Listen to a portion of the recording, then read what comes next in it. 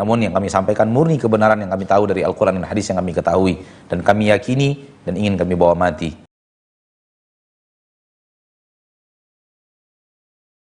Bismillah Ustadz, Ibu mohon pencerahannya. Ibu ingin membongkar kuburan putra ibu yang meninggal 11 tahun yang lalu dikarenakan tidak sesuai syariat. Jadi ibu ingin direndahkan hanya sekitar 1 bata dari tanah. Tapi apakah boleh selama pembongkaran pasti terjadi gaduh dan berisik sekitarnya? Kan banyak kuburan lain. Jazakallahu khairan Ustadz atas atensinya. Ustadz, Ibu hamba Allah di Sukabumi. Ulangi lagi. Ibu ingin membongkar kuburan putra ibu yang meninggal 11 tahun yang lalu karena tidak sesuai syariat. Jadi ingin direndahkan hanya sekitar 1 bata dari tanah. Maksudnya mungkin membongkar kuburan adalah keramiknya, bagian atasnya. Itu mungkin yang dimaksud. Bukan, saya tadi sempat memahaminya membongkar kuburan sampai menggali ke dalam-dalamnya. Oke, insyaallah khair. Kalau seandainya mudaratnya lebih besar, maka biarkan. Sekiranya mudaratnya lebih besar, akan terjadi pertengkaran antara ibu dan anak-anak dan suami. Terjadi perdebatan tengah keluarga yang takkan kunjung henti dan semacamnya. Kalau mudaratnya lebih besar, maka biarkan. Kesalahan masa lalu cukup dengan taubat. Cukup dengan taubat. Namun sekiranya seluruh keluarga besar setuju, kita sebagai orang tuanya, abang-abang dan adiknya setuju, om dan tantenya setuju, lalu kita bongkar keramiknya itu, lalu kita jadikan tanah saja, boleh, silakan. Walaupun orang-orang lain akan mengatakan, apa ini? Kenapa dirubah? Kenapa dihancurkan? Ya orang lain, bukan konflik di tengah keluarga kita. Dan orang lain, lisannya tidak bisa kita halang-halangi untuk membicarakan apa yang sedang kita lakukan. Dan mereka berhak menilai baik dan buruk, terserah mereka. Tapi yang penting kita melakukan hal yang benar secara syariat. Namun kalau ibu melakukan, terjadi perdebatan besar di tengah keluarga, terjadi ketidak saling enakan, tidak tegur sapa dan mudarat, pertengkaran dengan keluarga, lebih baik tidak dilakukan. Istighfar dan minta ampun kepada Allah atas kesalahan masa lalu. Wallahu taala a'la wa a'lam bis-shawab. Assalamualaikum Ustaz. Waalaikumsalam warahmatullahi wabarakatuh. Ana mau tanya Ustaz, kalau sesama ASN itu ada terkadang pimpinan memberikan saya uang, ya hanya mungkin sekedar untuk makan, apakah itu termasuk riswah atau harta gulul?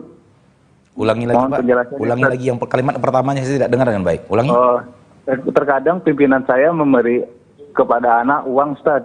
Pimpinan memberi Bapak uang dan Bapak PNS? Nah, anak sesama ASN. Anak sesama ASN. Apa tuh? Anak sesama ASN, aparatur sipil negara. Termasuk PNS ya Bapak ya? Ulangi, apa Pak? Anak sesama ASN, pimpinan anak kan ASN Ustaz. ASN itu apa Pak? Juga. Mohon maaf, ASN apa? Aparatur sipil negara. Apa Pak? Aparatur sipil negara Ustaz. Digaji dari pemerintahan atau digaji dari, bukan dari pemerintahan? Digaji dari pemerintah. Digaji dari pemerintah. Dari pusat? Nah, berarti terkadang pegawai pemerintah? Barakallahu fiik. Lanjutkan. Terkadang pimpinan saya suka ngasih uang Ustaz. Dengan alasan apa dia memberikan uang? Terkadang mungkin uang makan, untuk makan, hanya sekedar uang-uang seperti sebesar 50. Tidak ada urusan dengan pekerjaan? Tidak ada urusan Ustaz. Tidak ada urusan Ustaz. Anak ini masih mengganjal apakah uang tersebut. Nah, barakallahu fiik. Cukup? Cukup? Ya, baik, sampai di sini ya. Kalau memang pegawai pemerintahan kita diberi uang, yang terbaik tidak diterima atau tidak diambil dan tidak dimanfaatkan. Apatah lagi ada hubungannya dengan pekerjaan. Namun kalau kita sudah terbiasa saling memberi sebelum menjadi pegawai pemerintah, maka boleh dilanjutkan. Kalau kita saling memberi, sebelumnya sudah saling memberi, kita adalah sahabat, saling memberikan hadiah, dia memberikan kita uang, kita berikan kepada dia uang, sebelum kita menjadi pegawai pemerintahan. Dan ketika sudah menjabat, lanjutkan, nggak ada masalah. Namun kalau sudah menjadi pejabat, hentikan semua pemberian manusia, itu yang terbaik. Wallahu a'lam bishawab. Akan Ustaz, tadi saya lanjutkan dengan tentang kuburan itu Ustaz. Ya. Ya, mama saya kan 8 bulan kemarin baru meninggal. Ini rencananya bapak saya dan keluarga saya mau bikin itu serupa fondasi atau pasang tele begitu Ustadz. Ya. Cuman saya memang alhamdulillah saya sudah belajar sunnah sedikit, tapi saya juga belum punya ilmu yang banyak untuk menjelaskan bagaimana itu larangan untuk mendirikan kubur atau fondasi tersebut. Ya. Nah, itu sebaiknya atau bagaimana cara supaya saya lebih menjelaskan lagi kepada bapak saya, keluarga saya, supaya jangan membangun kubur tersebut, Ustadz. Baik. Ya, mungkin sekian. Assalamualaikum warahmatullahi wabarakatuh. Waalaikumsalam warahmatullahi wabarakatuh. Masya Allah, sangat jauh sekali ya di Halmahera. Barakallahu fiki. Mudah-mudahan Asil TV bisa ditangkap dengan jernih di sana, dan semakin banyak yang bisa mendengarkan dan mengambil ilmu dari tayangan-tayangan Asil TV dan tayangan-tayangan TV sunnah lainnya yang ada di negeri yang kita cintai ini. Amin ya rabbal alamin.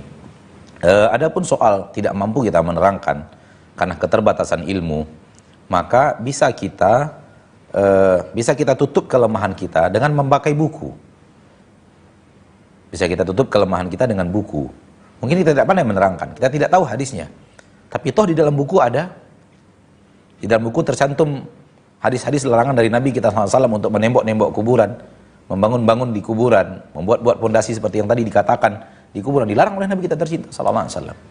Maka beli buku yang berhubungan dengan itu dan hadiahkan kepada keluarga kita, sembari mengatakan bahwa Nabi melarang menembok-nembok kuburan, Nabi melarang membuat bangunan-bangunan di kuburan, Nabi melarang menyemen-nyemen kuburan. Ini hadisnya di dalam kitab ini. Saya berharap keluarga kita tidak melanjutkan rencana untuk menembok-nembok itu. Wallahu ta'ala ala wa alam bisawab.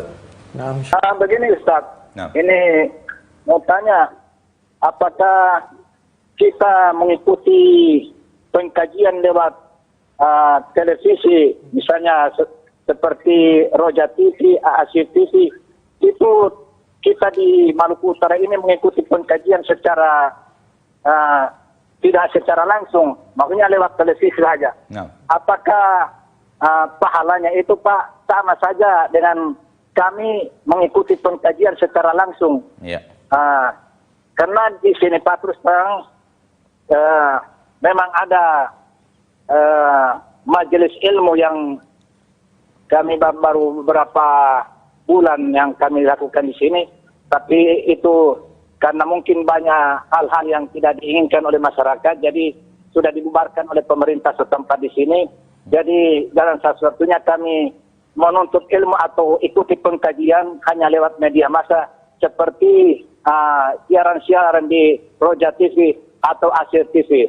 Hanya itu yang saya bisa tanyakan Pak. Apakah pahalanya sama dengan kami seperti langsung ke majelis ilmu begitu? Baik. Terima kasih, barakallahu fiik Ustaz. Baik, barakallahu fiik. Kembali dari Maluku, Masya Allah sudah sangat jauh sekali dari kami di Pekanbaru. Semoga bisa disaksikan dengan baik dan jernih suaranya, gambarnya kepada kaum muslimin yang ada di sana.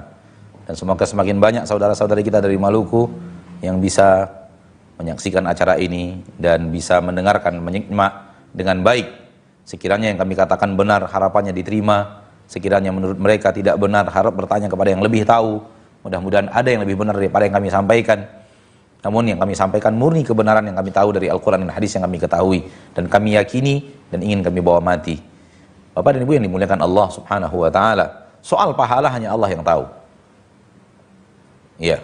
Namun kalau acara langsung pengajiannya itu di masjid, di tempat aslinya di masjid, lalu kita menyaksikannya di rumah, ya berarti beda tempat.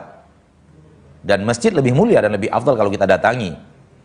Namun kalau di rumah, ya tentu beda dengan masjid. Namun soal menimba ilmunya sama. Yang di masjid menimba ilmu dan kita dari Maluku Utara menimba ilmu, sama-sama menimba ilmu, maka pahalanya lebih baik. Maka pahalanya sama-sama menimba ilmu. Namun kalau karena mereka datang dari rumahnya dan ngumpul di rumah Allah, di masjid, tentu masjid lebih afdal daripada kamar kita. Masjid lebih afdal daripada ruang keluarga kita. Pasti yang berada di masjid pahalanya lebih besar karena di masjidnya. Namun soal menuntut ilmunya sama insyaallah taala. Mereka menuntut ilmu, kita menuntut ilmu. Namun mereka menuntut ilmu langsung, ya, melihat lausatnya langsung, dan kita menuntut ilmunya melalui media yang Allah mudahkan. Maka insyaallah seperti itu. Wallahu taala a'la wa a'lam bisawab.